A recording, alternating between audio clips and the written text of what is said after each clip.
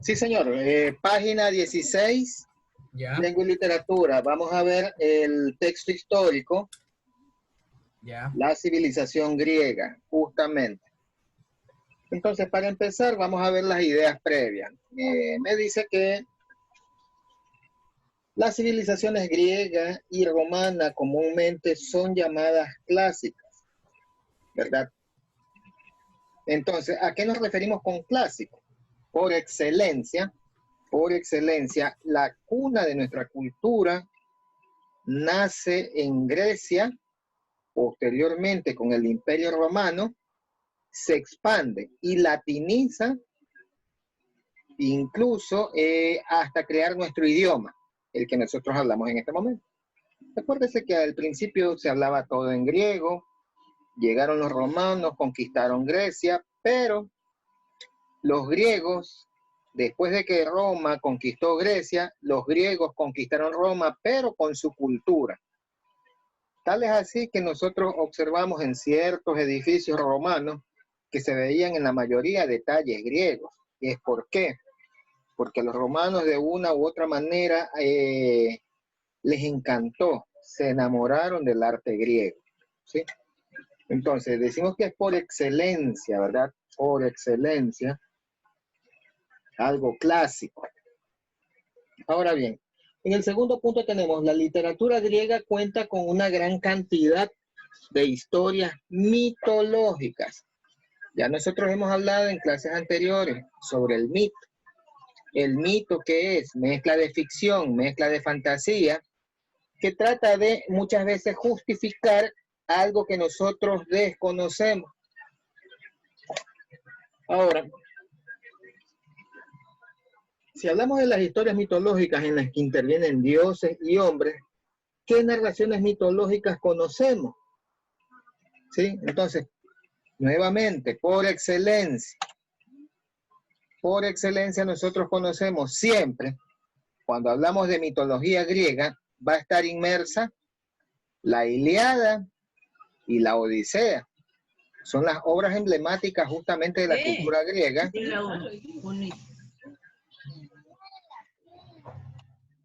Justamente son las obras emblemáticas del imperio griego, o mejor dicho, de los griegos, que hasta nuestros días perduraron. Incluso esas obras se han inmortalizado. ¿Ya? Tanto es así que del papiro pasaron al papel, y del papel ahora están enviadas a todo el mundo vía digital. ¿Sí? Fíjate hasta dónde esta obra se inmortalizó. Bueno, la última. ¿Qué características tiene un texto histórico?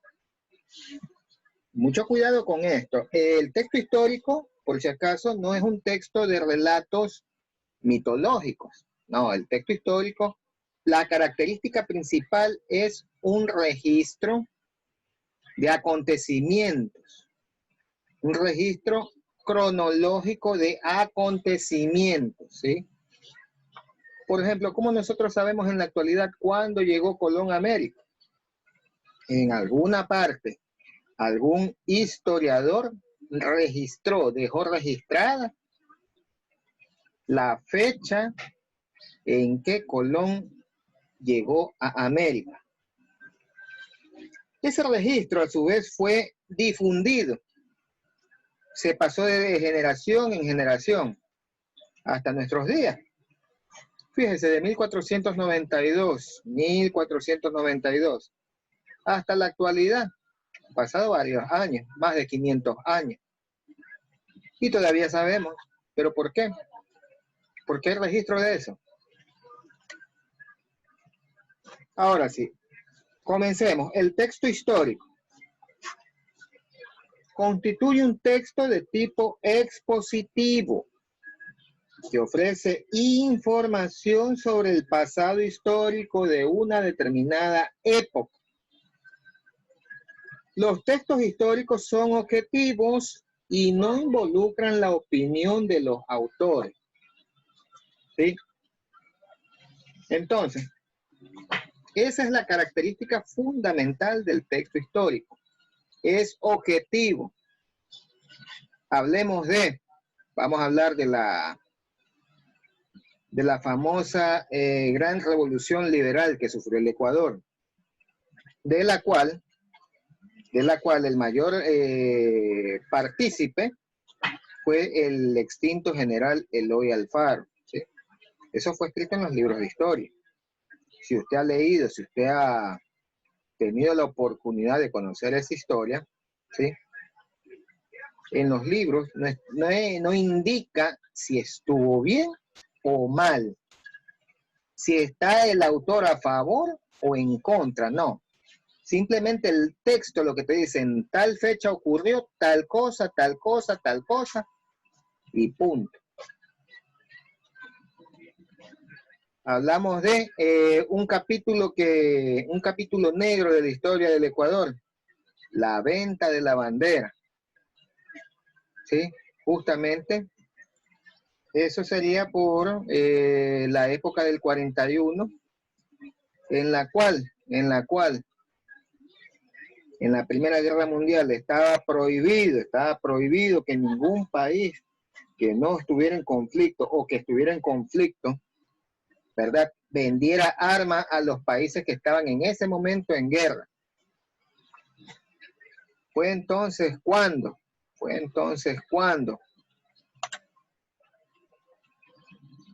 como siempre, Ecuador se vio involucrado en un escándalo de corrupción. ¿Sí? El Ecuador se prestó, ¿verdad? Se prestó a intervenir en una supuesta venta de un barquito, pero era un barco un barco chileno que se lo vendió a una de las naciones que estaban justamente en conflicto bélico.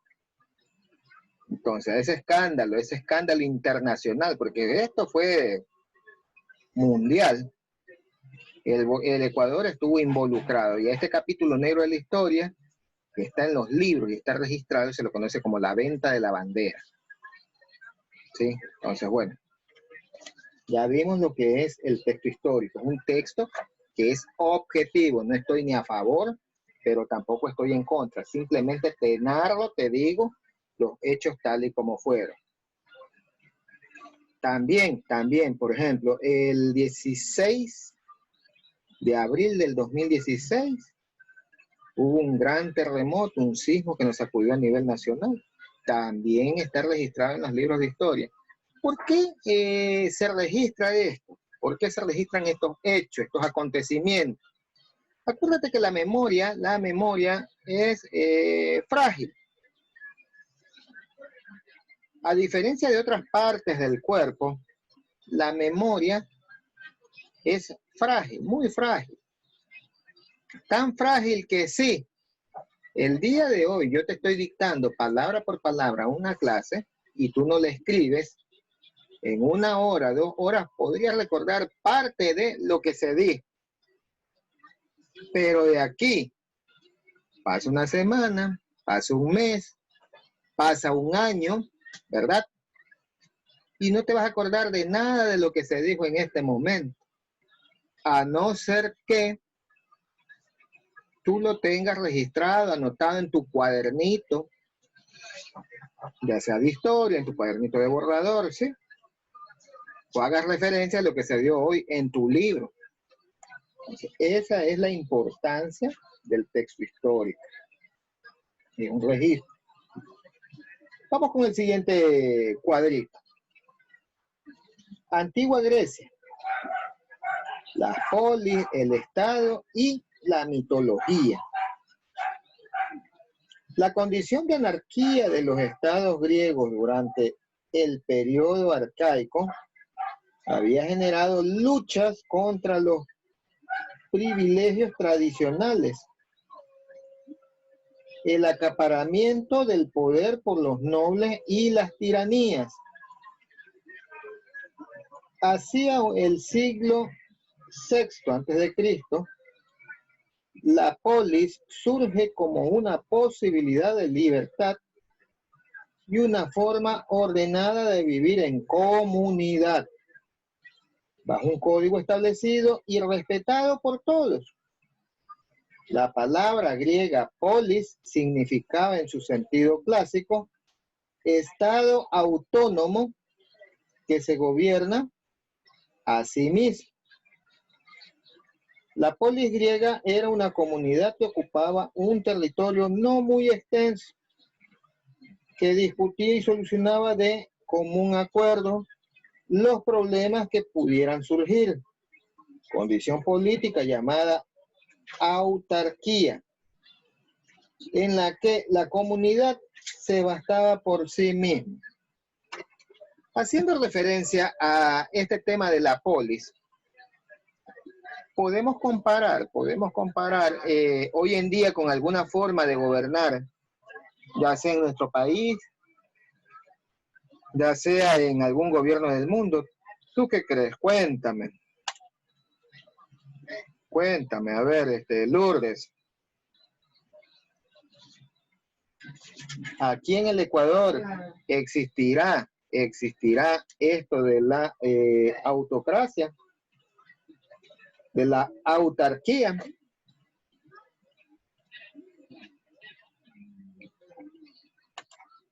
Ligia, José, cuéntenme.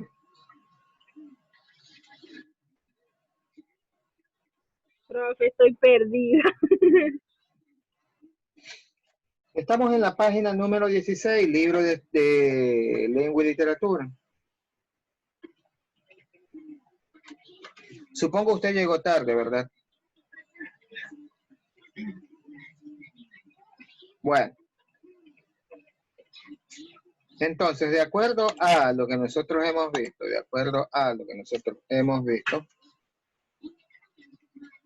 continuando con la lectura, las ciudades-estado están conformadas por tres clases sociales diferentes. La comunidad propiamente dicha, es decir, los ciudadanos, una clase alta con poder político, económico y social, y los no ciudadanos, llamados también metecos, una clase media que se presentaba como población libre, pero sin derechos políticos y sin poder de decisión en las votaciones. Y los esclavos, una clase baja, muy numerosa, que no tenía libertad ni derecho a la propiedad, ni a la toma de decisiones políticas. Entonces, fíjate, ¿cómo estaba constituida la sociedad griega? Si te puedes imaginar. Entonces, para definir precisamente eso, ¿verdad?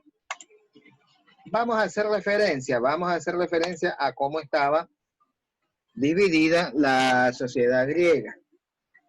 Para lo cual vamos a armar un organigrama, ¿verdad? Vamos a armar un organigrama para definir esto. Lamentablemente en el libro no tenemos un organigrama, un clasificador, algo que nos oriente mejor. Entonces, en ese caso lo vamos a hacer nosotros. ¿Sí?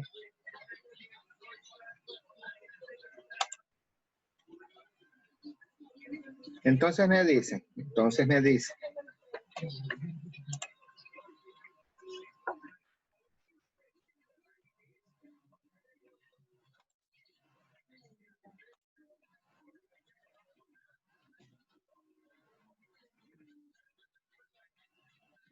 Esta parte de aquí,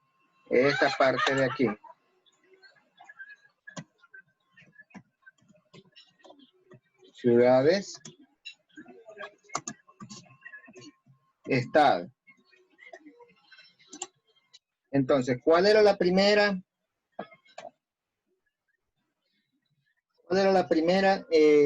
clase social que estaba formada? Entonces tenemos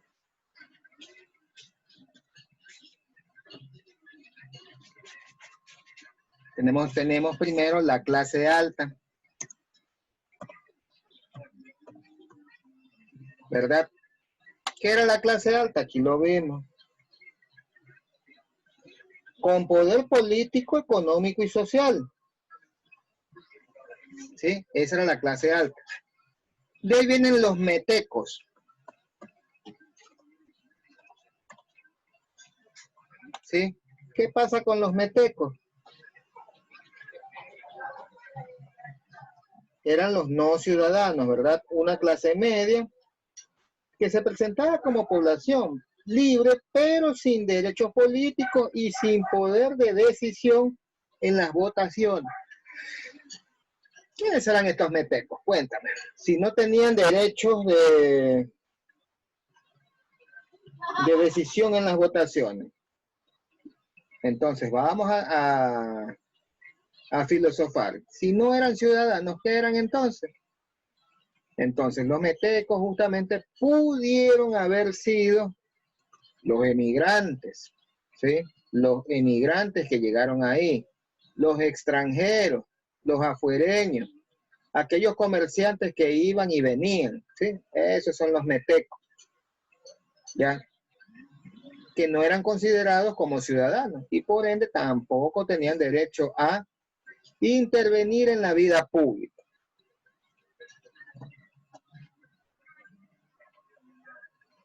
De ahí venían los esclavos.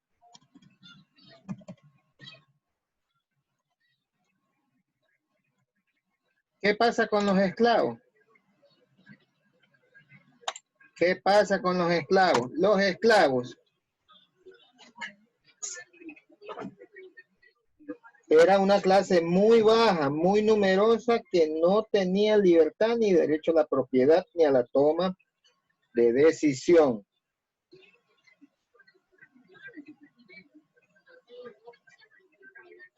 ¿Sí?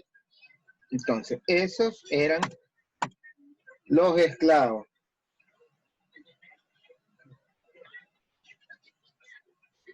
Entonces, bueno, estas eran las tres clases que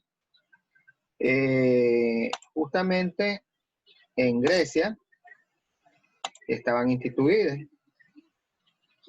Si nosotros nos ponemos a tratar de hacer una pequeña semejanza, ¿verdad? En la actualidad vemos algo parecido, ¿verdad? Algo parecido. Tenemos la clase alta aquí, que son los que le llaman pelucones. Los metecos, más o menos parecidos a los venecos, pero estos acá, algunos trabajan, algunos han venido a progresar, ¿sí?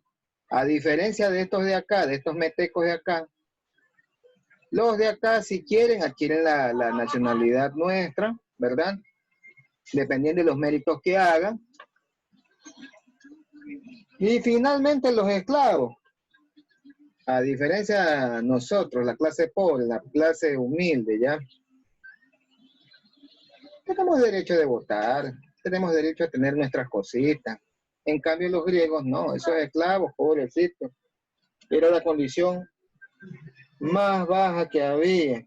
Eran muy numerosos, ¿verdad? No tenían libertad. Al decir libertad, que no tenían libertad, ¿qué quiere decir eso? Que estaban obligados justamente a servir. No tenían descanso, no tenían vacaciones, ¿sí? Estaban, dale, dale, dale, dale. Entonces, ahora bien, el desarrollo de la polis significó para Grecia no solo fortaleza política, ¿verdad?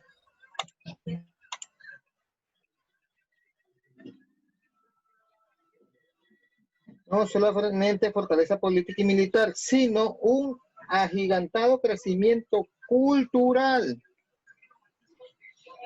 Dice que no hay mal que por bien no venga. Si no hubiera sido por los esclavos,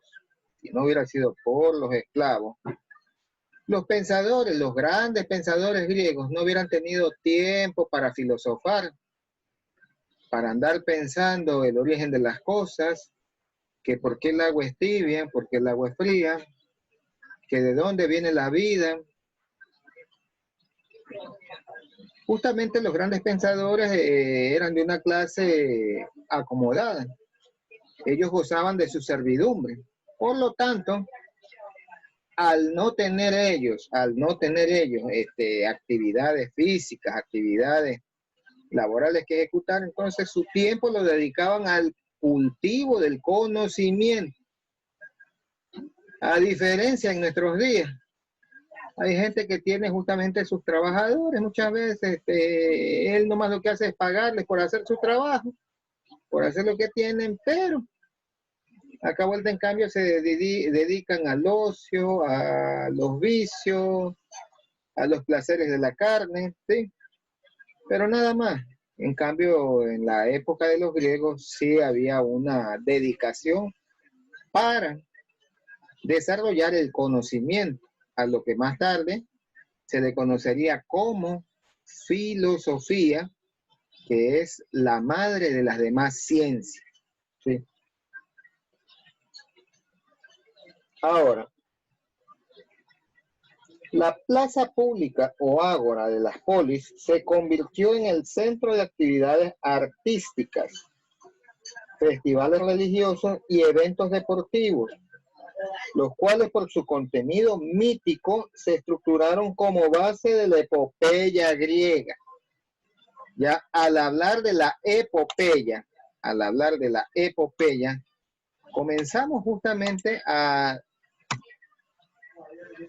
reconocer, vamos hablando de la epopeya.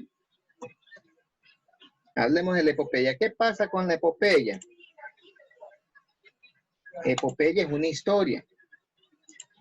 Epopeya es una narración, ¿sí?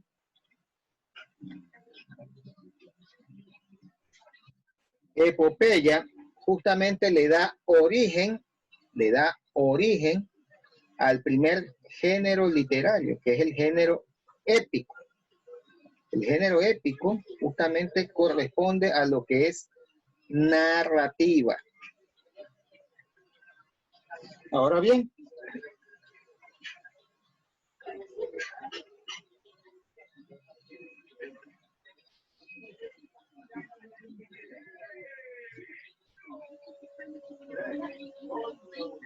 la Ilíada y la Odisea fueron escritas en el marco de las primeras polis. Más adelante, durante el siglo V a.C., siglo de Pericles, la filosofía, el arte y la literatura llegarían a la cumbre con dramaturgos como Esquilo y Sófocles. El valor de guerrero en el mundo griego, el destino trágico del ser humano ante la voluntad de los dioses y la crítica del sistema político se inmortalizaron en el tiempo a través de sus obras, que se convirtieron en el fundamento de la cultura occidental. Así como nosotros tenemos en la narrativa nosotros tuvimos la Odisea, la Ilíada, también nos llegó el género dramático, lo que es el teatro. Y aquí comenzamos justamente con el señor Esquilo y el señor Sófocles, los cuales inmortalizaron obras, ¿verdad? Inmortalizaron obras tales como las tragedias de Sófocles, ¿verdad? Que justamente esta obra habla sobre la tragedia que sufren los seres humanos ante la voluntad de los dioses.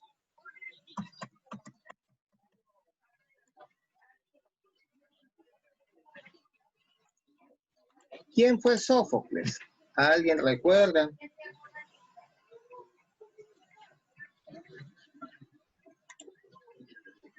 ¿Alguien recuerda? ¿Alguien por ahí ha escuchado? ¿Alguien sabe?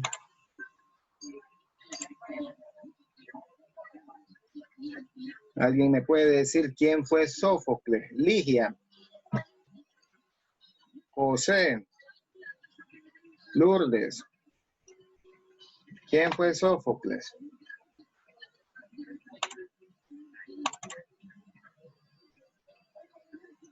Lógicamente aquí en el libro no vas a encontrar eso.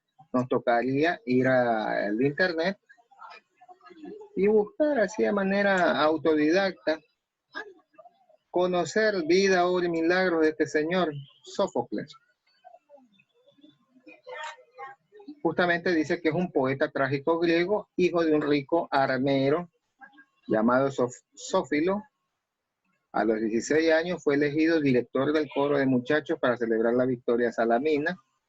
En el 468 a.C. se dio a conocer como autor trágico al vencer a Esquilo en el concurso teatral que se celebra anualmente en Atenas durante las fiestas dionisíacas, cuyo dominador en los años precedentes había sido Esquilo. Entonces, comenzó una carrera literaria sin parangón. Sófocles llegó a escribir hasta 123 tragedias para los festivales, en los que se adjudicó. Se estima 24 victorias frente a las 12 más 1 que había logrado Esquilo. Se convirtió en una figura importante en Atenas y su larga vida coincidió con el momento máximo esplendor de la ciudad. Amigo de Heródoto y Pericles, ¿sí? Se mostró demasiado interés por la política, pese a lo cual fue elegido 2 veces estratego y participó en la expedición ateniense contra Samos en el año 440, acontecimiento que recoge Plutarco en sus vidas paralelas. Su muerte coincidió con la guerra con Esparta, que habría de significar el principio del fin del dominio ateniense. Y se dice que el ejército atacante concertó una tregua para que se pudieran celebrar debidamente sus funerales. Entonces, bueno, esa es la vida de Sófocles. Aquí tenemos las obras, ¿sí? Yo te voy a poner en el grupo, te voy a poner este enlacecito. ¿Para qué? ¿Para qué? ¿Para qué? Para que tú, ¿verdad?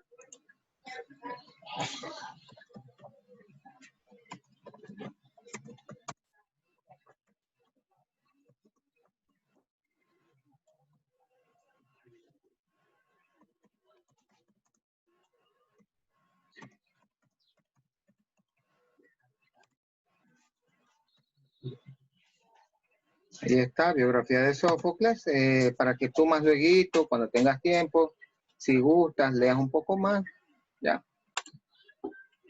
Grandes biografías que lamentablemente por tiempo no se van a poder topar, pero te voy a pasar estos links interesantes para que sigas leyendo más. Bueno, continuando. Entonces, dicho de otra manera, Sófocles, el señor...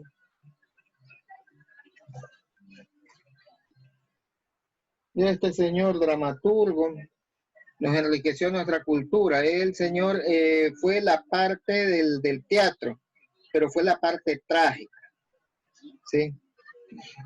Entonces, hablemos de la mitología griega. Vámonos a la página 17. Los griegos pensaban que todas las fuerzas de la naturaleza estaban animadas por los espíritus de sus dioses. Los bosques estaban poblados de sátiros y ninfas. Y en los mares vivían las nereidas.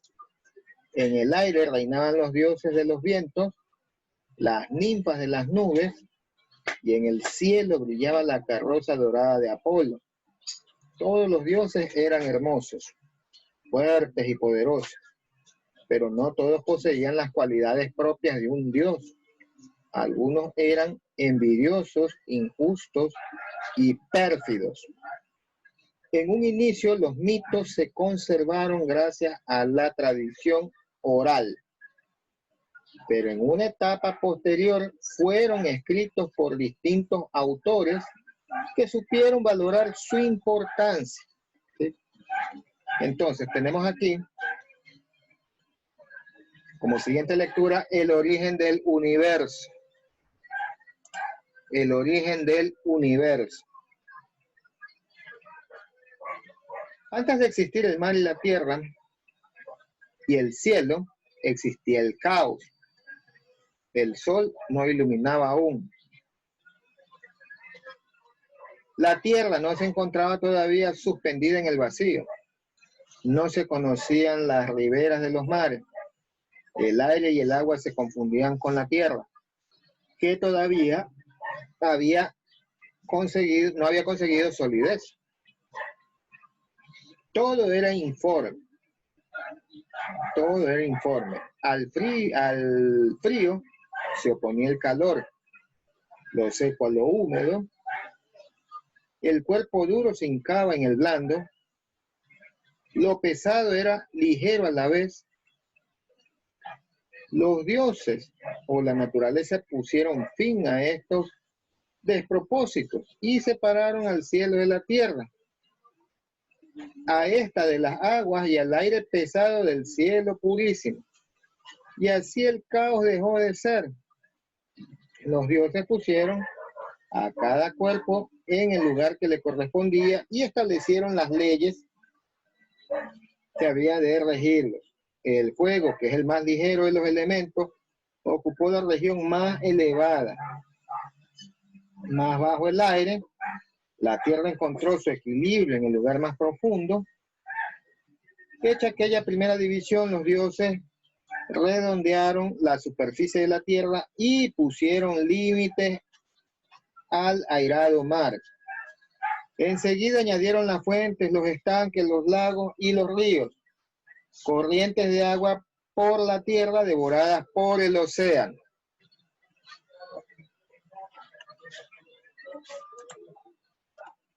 Entonces,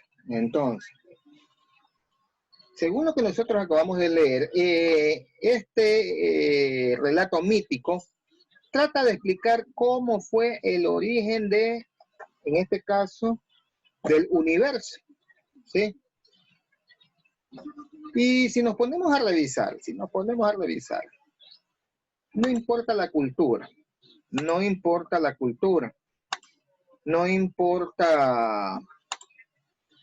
de dónde venga la persona que así lo interpretó. Por ejemplo, nuestros aborígenes también tienen su mitología de cómo pudo haber sido creado el universo. Los asgardianos, los nórdicos, los vikingos también tienen su teoría. Los griegos, acabamos de leer cómo piensan, o cómo mejor dicho, cuál fue la concepción que ellos tuvieran del origen del universo. ¿Sí? Y en todas ellas, y me olvidaba la más importante, el Génesis, es decir, nuestra Biblia. No importa qué religión sea, la Biblia es una sola, ¿sí? Una sola, es un mismo libro, es una misma escritura.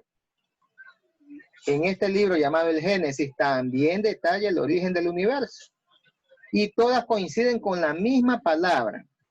Al principio todo era oscuridad. Para los griegos era el caos.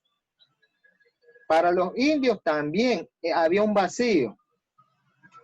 Para los nórdicos también había la nada, ¿sí? Todos coinciden con lo mismo. Son civilizaciones que están separadas por distancia y tiempo, pero todos tienen la misma concepción. Qué sorprendente es.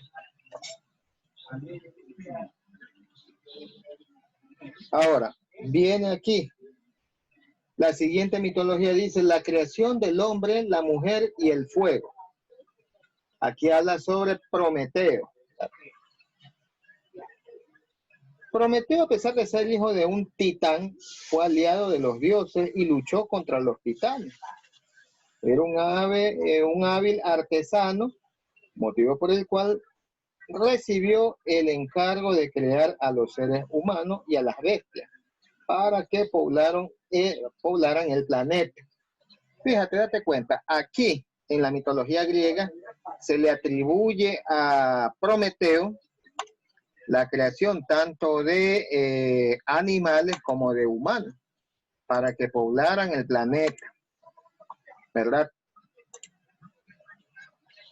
Entonces, continuando con la lectura, más adelante, para dotar a los hombres del fuego, se acercó al sol, encendió una antorcha y la entregó a modo de regalo. Ante esto, Zeus se enfureció y lo encadenó a una roca en el monte Cáucaso para ser víctima de un águila que le devoró las entrañas hasta el día en que fue rescatado por Hércules, ¿sí?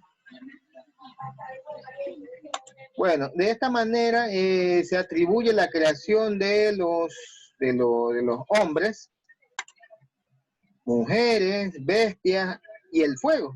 ¿Sí ven? Este es un relato mitológico. Ya para casi terminar. ¿Sí? ¿Cuál es la importancia de esto? ¿Cuál es la importancia de esto, de entender o tratar de ver la mitología? Punto número 1, justamente tratar de entender la manera como tenemos todos en general la forma de explicar cosas que muchas veces la razón no tiene una respuesta. Cuando la razón no tiene una respuesta, nacen los mitos. ¿Sí? Nacen los mitos.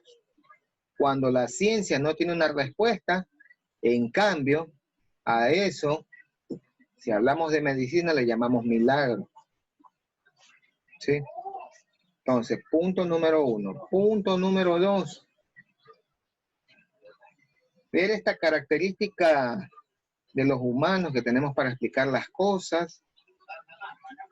Ver cómo nuestra imaginación trasciende. ¿Sí? Trasciende de lo inimaginable. Como usted se dio cuenta en la lectura, hay una parte que dice que ni siquiera la tierra estaba suspendida, es decir, todo estaba hecho una sola. Entonces, el punto número 3 nos conlleva lo siguiente. Muchas veces nos pegamos a lo textual. Puede que en algún momento, la persona que lo escribió como vio la acción en su momento, en sus medios, en sus conocimientos que tenía en ese instante. Si tú te pones a ver, esto sucedió antes, justamente 468 años antes de que Cristo naciera. En la actualidad nosotros vemos, no, sí es mitología, es un cuento, esta cuestión, ya. Pero ¿qué pasaría si te digo, por ejemplo, que viendo en Discovery Channel, en Animal Planet, el otro día vi algo sobre las sirenas, ¿verdad? Tú me dirás, pero bueno, eso es un mito. Sí, correcto. Muchos nos lo han hecho pensar como mitos, pero en el programa que se dio, se presentaron evidencias en video, evidencias en esta cuestión. Entonces, justamente, en ese momento que hay evidencias, ya el mito dejó de ser mito y convertirse en una realidad remota. ¿Sí? Hablan de las culturas chinas, las griegas, las egipcias. Se ven dibujos también de los conquistadores que hicieron. Y todos los dibujos coinciden. Siempre una parte, la parte de arriba, una parte humanoide, humana, y la parte de abajo similar a la de un pez, ¿sí? Estamos hablando de culturas que estuvieron separadas no solamente por distancia, sino también por tiempo, por lenguaje. Acuérdate que en la antigüedad no había el WhatsApp, no había internet. Ahorita estamos conectados. lo que pasó en un lado, por ejemplo, en el Líbano, en menos de 5 minutos se regó toda esa noticia por el planeta, en menos de 5 minutos. Alguien tomó foto, video, registró y todo eso el mundo ya sabe cómo sucedió esa explosión. En cambio, en la antigüedad no había esa rapidez. Para que algo se llegara a conocer, tenía que ser difundido y en esa época no había telecomunicaciones. No había peormente correo, no había peormente transporte ni movilización. Era transmitido de boca en boca, era transmitido muchas veces en los registros que se llevaban y que se van a conocer después, ¿sí? Entonces, justamente esa es la importancia por la cual nosotros aprendemos en lengua y literatura la parte de los mitos, para poder analizar de repente lo que nos pudieron haber querido decir en aquella ocasión esos habitantes, esas civilizaciones, esas comunidades. Bueno, voy en este momento a pasar la asistencia